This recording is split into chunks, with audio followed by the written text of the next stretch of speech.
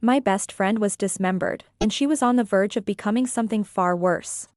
She knocked on my door, carrying pieces of her own body. Because she knew who I was. A body stitcher, someone who repairs flesh, glimpses memories, and cleanses souls.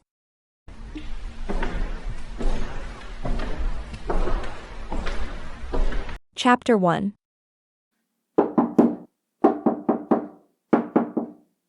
At midnight, the hour when the air feels heaviest, the urgent knocking shattered the silence of the entire building. The cat at my feet bristled instantly, for standing on end as it hissed low in warning. Animals are sensitive to things humans can't see. I knew something was wrong the moment I felt it. Holding my breath, I moved quietly toward the door. Through the video doorbell, I saw my best friend, Lily. Her head hung low, her face hidden in shadow. At first glance, she looked the same as always, but the pale, lifeless glow surrounding her was something only the dead carried. My mind went blank. We hadn't even been apart that long. How was she gone already? Whenever Lily came over, she used to punch in the door code and walk right in. I'd scolded her more than once for it. Swallowing the lump in my throat, I forced a shaky smile. You know, when you were alive, you never bothered with manners. Now that you're dead, you suddenly remember how to knock? The moment she heard my voice, Lily passed straight through the door and threw herself into my arms, sobbing uncontrollably. Evelyn, I'm dead. I died so horribly. I didn't even get to date a single handsome guy. I did my best to stay calm. How did you die? She cried even harder. I was dismembered. My heart clenched. Was it that ex-boyfriend who borrowed money from you? No. He got arrested for gambling recently, he didn't have the chance. The last thing I remember is going downstairs for a run after dinner. After that, nothing. Lily clutched her head, struggling to recall anything more, her expression twisted in pain. Without a physical body, a soul's memories aren't always complete. As someone who works with the dead, encountering spirits comes with the territory. I patted Lily's back gently, but my voice turned firm. Lily, you died unjustly. Of course you're filled with resentment. But if you lose control and turn into something darker, you'll lose your sanity, and you'll never find peace. You need to keep your emotions in check. A faint red mist drifted around her feet, an early sign of something dangerous forming. She noticed it too. Quickly wiping away her tears, she nodded seriously. It took me 2 days to even realize I was dead. When I saw my own body parts, I really did feel like I wanted to kill everyone. I was terrified. But I remembered what your grandfather taught you about dealing with spirits, and that you know how to stitch bodies, so I came straight to you. As she spoke, she handed me the object she'd been holding. I looked closer and realized it was half of her palm. Luckily, anything a spirit carries can't be seen by cameras or the naked eye. Otherwise, the sight alone would have terrified half the neighborhood. Lily gave an embarrassed laugh. I wanted to bring everything back, but I didn't realize how weak I'd be as a ghost. I could only pull one piece out of the bag.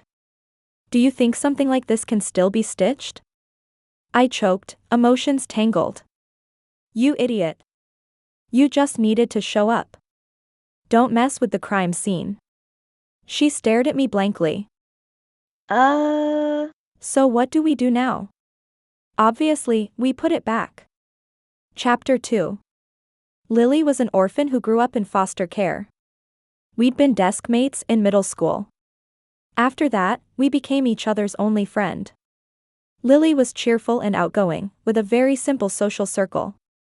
Aside from the worthless ex she dated for less than a month, neither of us could imagine who would commit such a brutal murder. When it comes to professional matters, professionals should handle them. With that in mind, after Lily returned the recovered hand to where it belonged, I immediately called the police. They arrived quickly. I waited by the river for about 10 minutes before patrol cars pulled up. The killer was highly cautious, with a carefully planned method. After dismembering the body, he stuffed the pieces into a heavy-duty bag, tied large stones to it, and sank it in a deserted stretch of the riverbank. If a passing boat hadn't accidentally snagged the bag and dragged it ashore, then with no physical evidence and only my word, the police likely wouldn't have believed me, or even discovered that Lily had been murdered. What had once been a whole person was now divided into 56 pieces. The heat brought swarms of flies, and the faint stench of decay made several officers vomit on the spot. Seeing the scene, Lily, the victim herself, fell silent, her emotions tangled and heavy. The police sealed off the area where the remains were found, and I was taken aside to give my statement. The lead detective on the case was Detective Lee. Standing beside him was a newcomer with clear eyes, tall and good-looking. His name was Jack. Lily kept whispering in my ear about how handsome he was, acting like a total shameless flirt.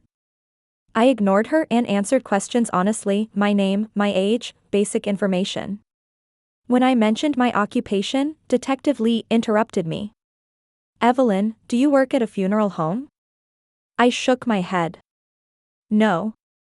I usually provide on-site services. I don't have a fixed workplace." He looked even more confused. "Most people don't really understand what I do." I was used to it. I explained, "My job is to reassemble scattered remains so the deceased can be buried intact. I usually work at the victim's home." Jack suddenly looked enlightened. "So, kind of like a mobile body restoration specialist?" "My profession has existed for generations, passed down through families. We work with methods older than modern science, restoring flesh and calming what lingers behind. Body restoration only deals with appearances. The difference runs much deeper." Still, there was no need for the police to know that. I simply went along with Jack's explanation. Detective Lee's gaze sharpened as he began pressing me for details. "Evelyn, you rushed to the river in the middle of the night. The body was dismembered, unrecognizable, yet you insisted the victim was your best friend. That's highly unusual. Can you explain? Anyone would find that suspicious." Detective Lee was a seasoned investigator. He'd seen plenty of cases where the killer pretended to be the first to report the crime. Until my timeline and motive were cleared, I was inevitably treated as a suspect. Telling the police that I could see ghosts sounded ridiculous. After a moment of thought, I chose a more indirect answer. "If I said I saw it in a dream, would you believe me?" Detective Lee laughed coldly. "Of course not." Chapter 3. The recovered remains matched Lily's DNA, and the medical examiner estimated her time of death at around 7 p.m.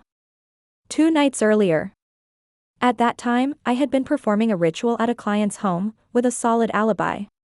On top of that, Lily and I had known each other for 10 years.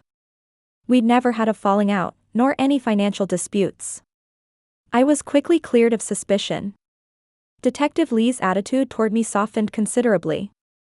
Still, he remained deeply skeptical about one thing: how I supposedly knew where Lily's body had been found through a dream. I let out a quiet sigh and looked at him with genuine regret. "Detective Lee, I heard that Lily's case resembles the methods used in a series of murders from recent years. It's been so long, and the killer still hasn't been caught. If you'd found him sooner, Lily wouldn't have died." Detective Lee's expression grew complicated. "Evelyn, how do you know Lily's case is connected to a serial killer?" I handed him the business card I carried with me and continued, "I don't just know that.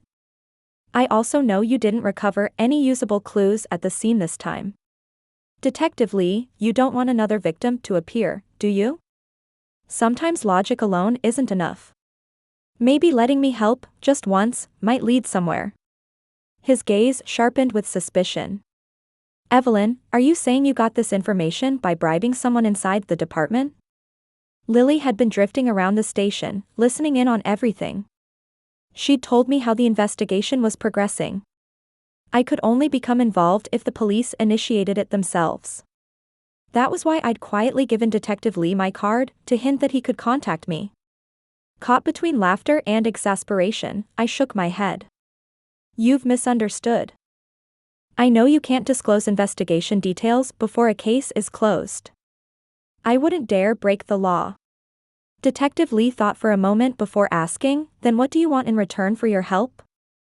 As time passed, Lily's condition would worsen. I could afford to wait for the truth, but without a body anchoring her, she couldn't. I could cleanse her soul through my work, but if she wanted to move on, she needed to resolve her resentment as soon as possible. I pointed at the word of justice hanging on the wall of the station. I don't want payment. I just want to work with you to bring the killer to justice, and give the dead the fairness they deserve. Chapter 4. News of the serial murders resurfacing spread quickly through City A. People feared they might be next, and panic rippled through the city. The pressure on the police intensified. On the 5th day after Lily's death, I finally heard from Detective Lee. He came to ask for my help, and to inform me that Lily's remains were ready to be released for burial. He got straight to the point. "Evelyn, we've decided to trust you." He'd gone out of his way to secure approval from his superiors for my involvement, granting me access to all the case details. Jack handed me the case files. As I flipped through them, he summarized what they knew. "Evelyn, the 8 confirmed cases all occurred at night. The victims include both men and women. None of the female victims were sexually assaulted, and no valuables were taken. The victims ranged in age from 18 to 70, with no clear pattern. But they all shared one thing in common: they were sedated, their throats were cut, they bled to death, and then their bodies were dismembered." Lily instinctively touched her neck, her face filled with fear. "So it wasn't about money or desire.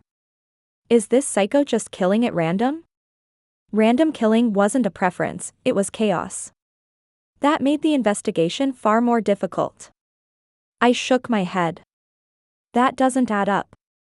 If he could kill without being noticed, he must have studied his surroundings carefully." Chapter 5. Transporting a body would inevitably require a vehicle, yet after reviewing all nearby surveillance footage, the police found nothing suspicious. Lily looked at me, her head hanging low. "Evelyn, do you think I'll never know who killed me?"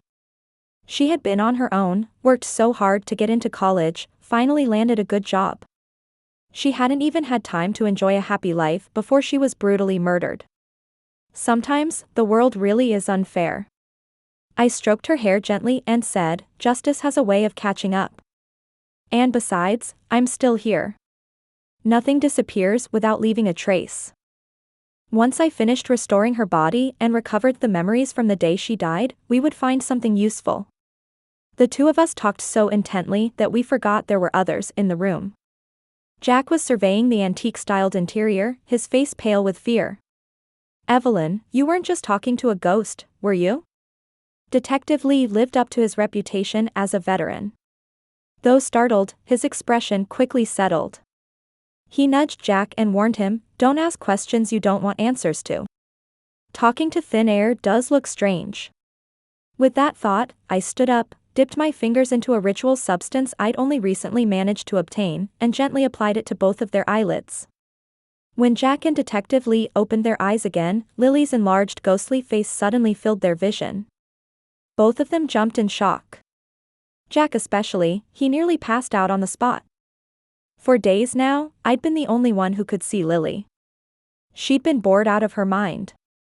I sighed and apologized. "Sorry about that. The kid's already dead, just indulge her a little." Jack muttered weakly, still shaken, like we'd dare argue with a ghost. I had to admit, he had a point. Chapter 6. Spirits fear sunlight. Night is the best time to repair a damaged soul. The heavier the atmosphere, the better the results. I deliberately chose midnight and went to the police morgue. As expected, things lurking in the darkness began to stir. Driven by curiosity, Detective Lee and Jack ignored my warnings and stayed to watch. I made them promise not to leave midway or disrupt the room's balance. Only after they swore they wouldn't did I begin the preparation ritual. I scattered a ring of grains around the body and poured the prepared liquid over them. A bone-deep chill immediately seeped into my back. Jack rubbed his arms and shivered.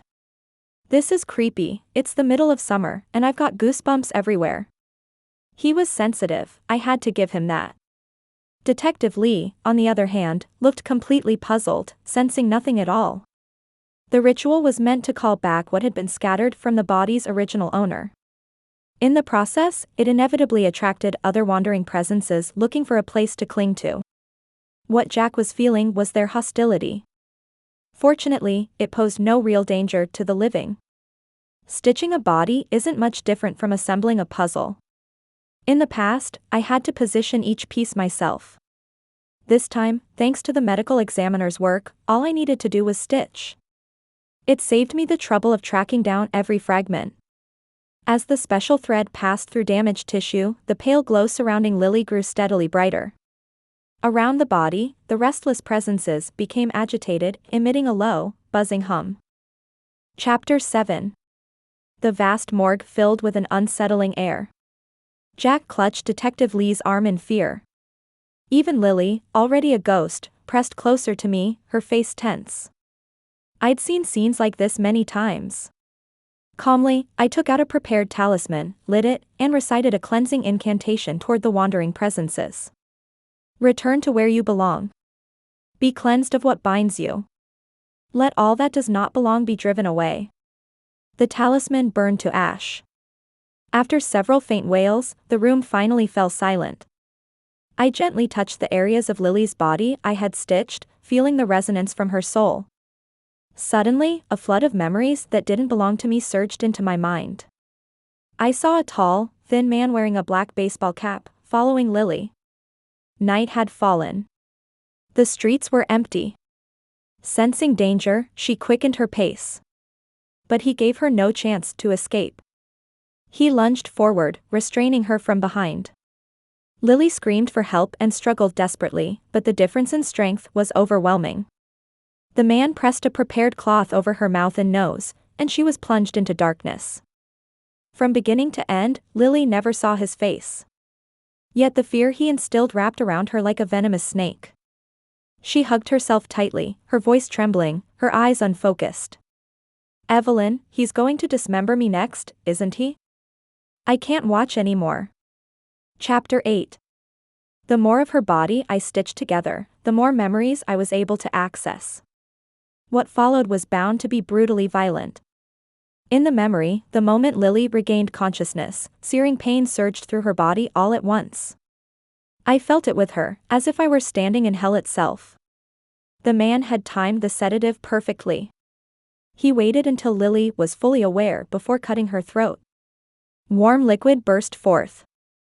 Through her blurred vision, she saw him adjust his glasses and speak with smug satisfaction. Before you die, let me tell you a little secret. Draining the blood keeps pork fresh longer. Turns out, it works the same with people. His rough hand traced slowly across Lily's cheek before stopping at the wound on her neck. Blood flowed over his fingers. Humming to himself, he leisurely brought them to his mouth and tasted them, watching calmly as life drained from her.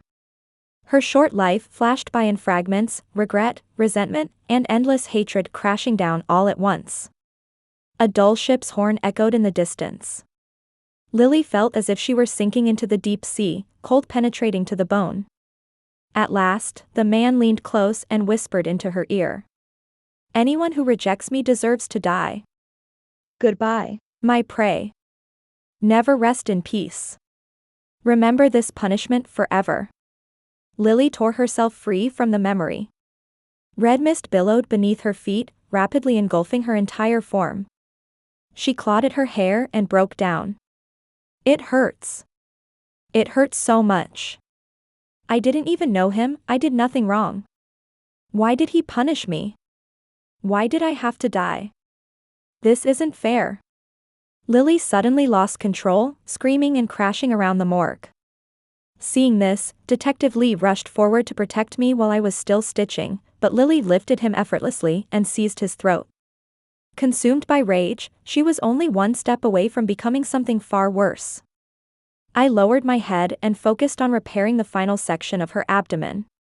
Intestines, kidneys, liver, everything usually hidden inside, I shoved back in all at once. Jack stepped in front of me, blocking Lily's view, afraid that seeing what I was doing would only enrage her further. I sighed helplessly and muttered, I really should have recorded Lily losing her mind and carved the video code onto her tombstone. I hadn't expected her hearing to be that sharp. Evelyn, you heartless jerk. I'm already dead and you still won't let me go. Lily's hair whipped wildly as she roared at me. She didn't attack me, but the pressure on Detective Lee's throat tightened. Trying to sound confident, I said, I won't carve it, okay? Calm down. Put him down. If you want revenge, go after the one who killed you. Lily turned her head, her eyes stained a deep crimson. Suspended in the air, Detective Lee forced out a few words. Evelyn, how much longer? My hands began to shake with nerves. Almost done, just hang on a little longer. As I spoke, I looked desperately at Jack, silently begging him to distract Lily and buy me time. Chapter 9. Jack's eyes lit up, he'd thought of something. One effective way to comfort someone was to remind them that others had suffered even worse. Jack might have lacked hands-on experience, but he'd heard plenty of cases. He went from stories of abused children to sexual assault murders. Soft-hearted as she was, Lily quickly burst into sympathetic tears, clarity slowly returning to her eyes. So, a child that young had her heart ripped out by a monster? And he did unspeakable things to her body afterward? That's horrible, so much worse than me. She broke down sobbing, her grip loosening. Detective Lee dropped to the floor with a hard thud, his face twisting in pain, but at least he was alive. I finished the final knot, wiped the sweat from my forehead, and finally relaxed. Lily apologized to Detective Lee, her voice filled with guilt. He braced his lower back, looking utterly exhausted. These old bones almost didn't make it to retirement. Jack puffed out his chest proudly. See, Miss Evelyn? You're safe because of your disciple. So, do I get a reward? In response, he received a lethal glare from Detective Lee. Once the body was fully reassembled and flesh and soul rejoined, I lit a special incense blend of herbs and spices to cleanse Lily's lingering resentment. White smoke curled through the air. Lily's expression gradually softened, and the red mist at her feet slowly dissipated. Chapter 10. To confirm that Lily's memories matched what I'd seen, Detective Lee deliberately separated us and questioned us independently about the details of the crime. After comparing and analyzing our statements, he found an unusually high level of consistency. His regard for me rose sharply. We reviewed the information we'd gathered and began piecing it together. Jack flipped through his notes and said thoughtfully, the killer mentioned that draining blood preserves meat longer, and that it works on people too. Do you think this could be related to his job? Detective Lee nodded. Someone that familiar with it is likely involved in livestock or slaughtering. We'll focus our search there. Lily suddenly remembered something and added, I heard a ship's horn that night, but I thought it was just a hallucination before I died. Do you think that clue matters? Detective Lee and Jack exchanged a glance, both arriving at the same conclusion. A suitable crime scene would be somewhere isolated, and along the coast of City A, there happened to be an abandoned meat processing plant. Chapter 11. The factory's outer gate was rusted and long neglected, yet a brand new lock hung from it. Someone was clearly coming here regularly. To avoid alerting anyone, we had no choice but to slip in quietly. Fortunately, the wall wasn't very high. I stepped on Jack's back and climbed over with ease.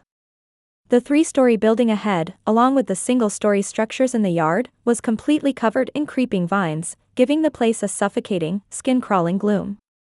We searched room by room. Everywhere we checked seemed normal. Jack couldn't help muttering, we've almost searched the whole place. There's nothing here. What if we got it wrong? Detective Lee patted his shoulder calmly and said with a smile, you're still too impatient. Let's finish checking the 3rd floor first. It turned out we were right. The moment we reached the stairwell on the 3rd floor, a thick, rotten stench rushed straight at us. As we went farther in, we saw a large, dilapidated factory floor, and right in the center stood a butcher's chopping block. Knives were scattered across its surface, surrounded by a wide area of dried blood. Lily squeezed my hand tightly. Following her gaze, I looked up and saw the same section of roof she had glimpsed in the final moments of her life. We knew instantly, this was where she had been killed. Detective Lee made a swift decision and immediately contacted the department to request backup. Chapter 12. The more people disturbed a crime scene, the more damage it sustained. We didn't dare touch anything and were about to head downstairs to wait when a little girl, 5 or 6 years old, wearing a pink dress, hurried straight through the wall toward us. Big brothers and sisters, this place is dangerous. You need to leave now. After shouting that, she knocked her head in frustration before any of us could react. Oh, right. I forgot again. No one can hear Anna talk. A child this young, and she was already dead. I lowered my voice and called to her as gently as I could. Anna, why is this place dangerous?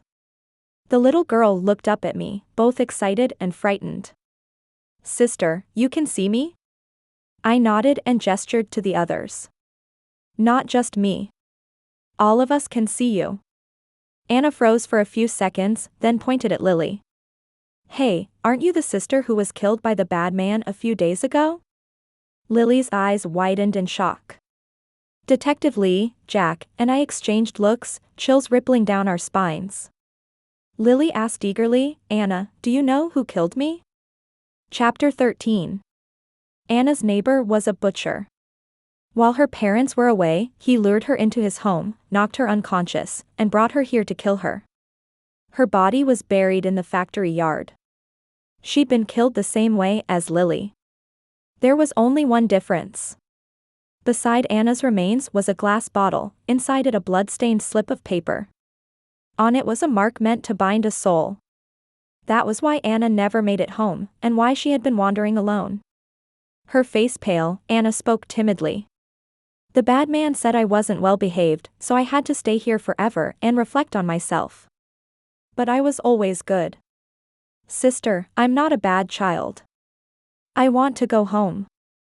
I miss my mom and dad so much. As she spoke, she opened her palm, revealing the symbol carved into her soul. The marked paper was evidence. I couldn't destroy it. But we also needed Anna to guide us to the killer's home. And now that I knew she existed, I couldn't bear to leave her alone in such a terrifying place. A soul-binding mark, as the name suggests, only affects spirits. If Anna could possess someone, she would be able to leave. That ability, however, only worked on people with a particular constitution.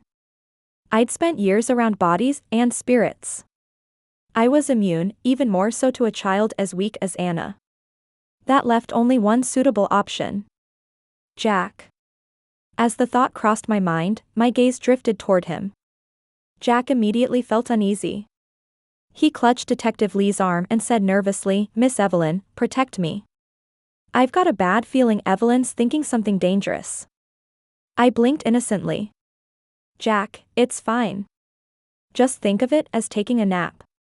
He let out a confused uh-huh. Worried that tension would make things harder for Anna, I explained nothing, only told him to close his eyes. Following my instructions, Anna acted. In just a few seconds, Jack swayed slightly. When he opened his eyes again, it was as if he were someone else. Using a body that wasn't hers, she cupped her face in wonder. Wow, so this is what it feels like to be an adult. The word adult was painfully out of reach, for we all knew Anna would never grow up. At least, through Jack's body, she could experience it briefly. Unfortunately, that meant our officer Jack had to suffer for it. Chapter 14. To avoid unnecessary trouble, Jack had to stay at my place temporarily until the warrant was approved. After all, to anyone else, his every move now carried the unmistakable sweetness and mannerisms of a little girl. It was far too conspicuous. So Anna, using Jack's body, not only claimed my bed but also put on one of the dresses from my closet. Even the TV Lily usually used to watch Korean dramas was switched to cartoons. While Anna clung to my side watching Boonie Bears, Jack resurfaced. Seeing the helpless, bewildered look on his face, guilt washed over me. I took the opportunity to explain everything to him. He glanced down at the dress he was wearing and laughed helplessly. This is the first time in my life I've worn something this pink. I raised an eyebrow and teased, do you like it? You could wear dresses like this more often. Jack gave a dry laugh and then, surprisingly, started thinking it over seriously. I immediately began to worry that I'd accidentally opened a door to an entirely new world for him. Before he could answer, Anna switched back in. Then my phone rang. Detective Lee told me that fingerprints had been recovered at the scene. After comparison, they matched the suspect Anna had identified. Based on the address she provided, the police successfully arrested the killer and found knives identical to those used at the factory inside his home. Chapter 15. The killer's name was Mark. He had always presented himself as humble and honest. When Anna's parents were desperately searching for their daughter, he'd even expressed false sympathy to them countless times, pretending to share their grief and regret. When he was arrested, Anna's parents confronted him in anguish, demanding to know why he would kill such a young child. Mark laughed until tears streamed down his face.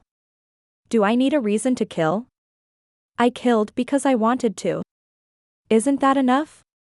If I had to give one, it's because she rejected me. I've always hated being rejected. What could a child possibly reject him over?" As everyone struggled to understand, Mark grew agitated. Straining against the officers restraining him, eyes wide, he screamed, "I asked her to stay and play at my house a little longer, why wouldn't she? She hated me. Anyone who hates me deserves to die. Die." Mark's parents had divorced when he was young. At 5 years old, he was awarded to his father. He begged his mother to take him with her, but she refused. After his father remarried, Mark grew up amid abuse and constant verbal humiliation. Over time, his personality twisted beyond repair. Just before being placed into the patrol car, Mark suddenly seemed to remember something. He stopped, turned back, and smiled. "Oh right, I learned a little symbol from an old book. They say it can keep the dead from moving on. If you miss your daughter so much, why don't you go die too? Maybe you'll get to see her again." His words were another blade driven straight into Anna's parents' hearts. Her frail mother, worn down by years of grief, collapsed on the spot. In the interrogation room, Mark remained unnervingly calm, slumped in his chair, fingers tapping the table in a steady, silent rhythm. When Detective Lee asked how many people he had killed, Mark suddenly became animated, sitting up straight.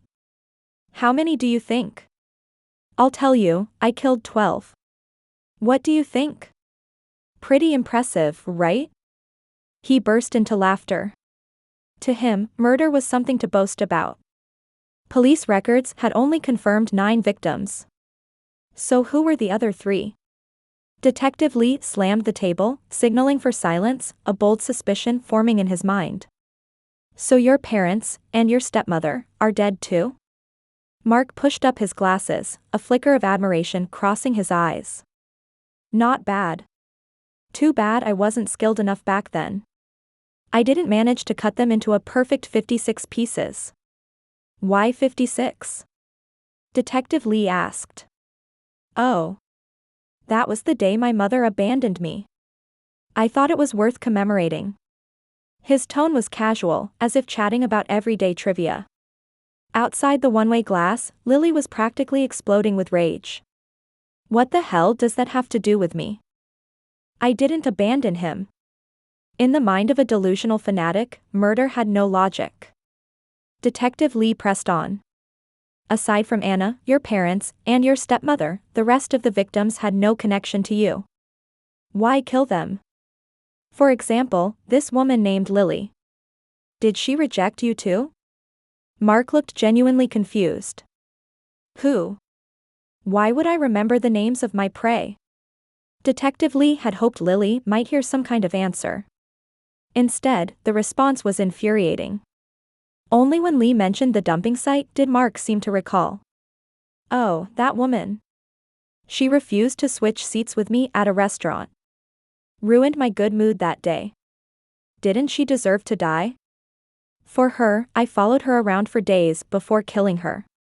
Fully aware that the law would sentence him to death, Mark had shed all fear. He spoke freely, laying bare every twisted thought and every reason he could recall for killing. Grinding his teeth, Detective Lee finally snapped, "Trash like you, one bullet is too merciful. As the case drew to a close, forensic technicians detected Lily's blood on the electric tricycle mark used to transport pork. Surveillance footage also captured him driving toward the river. Thanks to his profession, the presence of blood and its smell never aroused suspicion. Even hauling body parts in his vehicle, people only assumed he was delivering meat to customers. Chapter 16. In that empty, terrifying factory, Anna had imagined countless times what it would be like to reunite with her parents.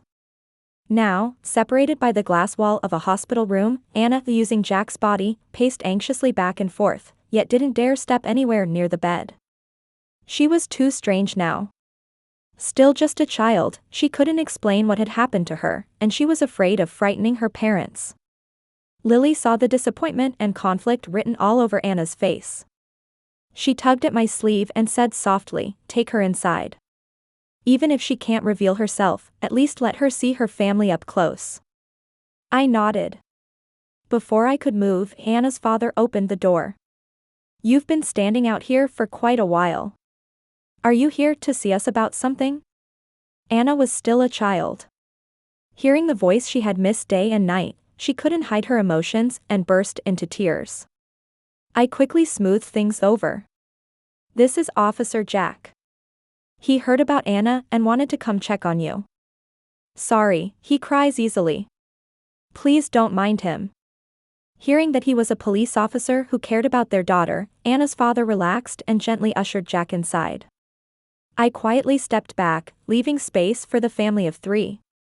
No mother fails to recognize her own child. Even if appearances change, a person's tone of voice, the way they walk, and countless unconscious habits cannot. Especially not in a child who doesn't know how to hide herself. Though Anna never revealed who she was, her mother understood almost immediately. The woman pushed herself upright, as if life had suddenly returned to her.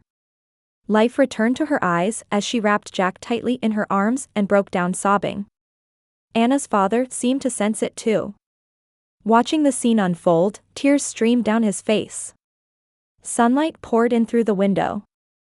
Anna finally fulfilled her wish of seeing her parents again. She took her parents' hands, smiled, and gently withdrew from Jack's body, moving on to begin her next life.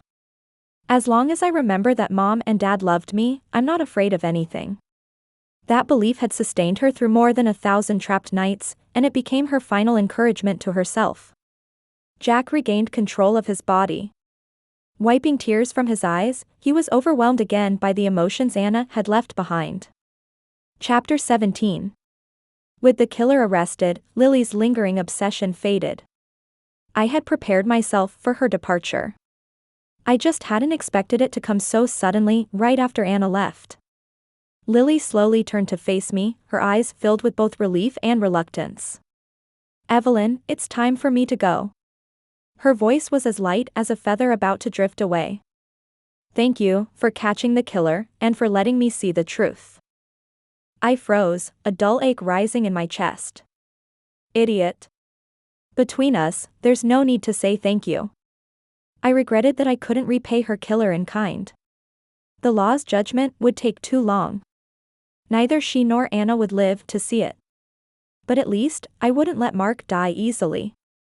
I took out the doll I'd prepared and shook it lightly. Lily burst into laughter. She knew I'd cursed Mark, that from now on, every day of his life would be lived in burning pain, and every time he closed his eyes, he would relive the memories he feared most. This was the second time someone important had disappeared from my life, after my grandfather. I forced a smile and said lightly, "Go. When you're reborn, choose a happy family. Don't suffer like this again. I'll try not to miss you too much." Lily cried as she complained, "No way. You have to think about me every day. Live a long life, long enough for the both of us." "Deal," I said. "In the next life, we're still best friends. Your friends deserve to be cherished by you." I nodded solemnly. Reassured, she hugged me tightly.